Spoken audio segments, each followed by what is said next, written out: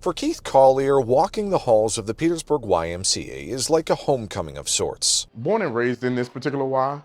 That's why I wanted to come back here, to give back to my community. And he's been doing just that for the past 4 months, working with kids in the before and after school care program, doing so each day with this mantra. You never know what someone else can do for you by just making a simple conversation. And Wednesday, Collier and others who work with kids in the city had a conversation about fentanyl. You are the tip of the spear.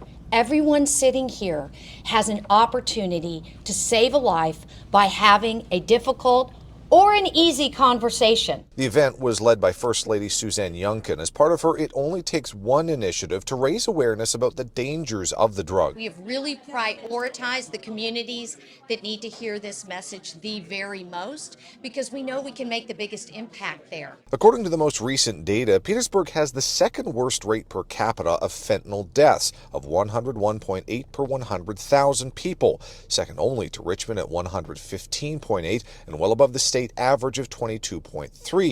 However, Youngkin told the audience that the tide is starting to turn, with the number of overdose deaths dropping in the city. In 21, there were 42. In 22, there were 40. In 23, there were 38.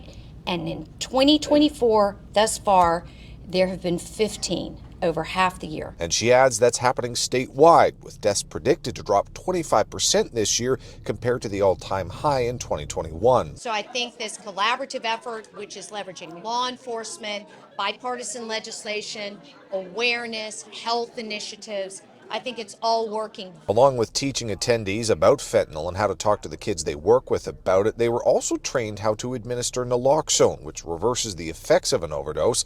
Petersburg YMCA Executive Director Marco Callender says while this was the first conversation on this topic, it won't be the last, and Collier says he's ready to help talk and listen. Have the youth voice to the table.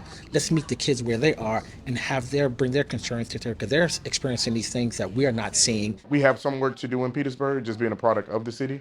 So I'm excited to be on board with everything. And Callender says if you would like your kids to come to these youth conversation events, to monitor their social media accounts for when and where those will be held.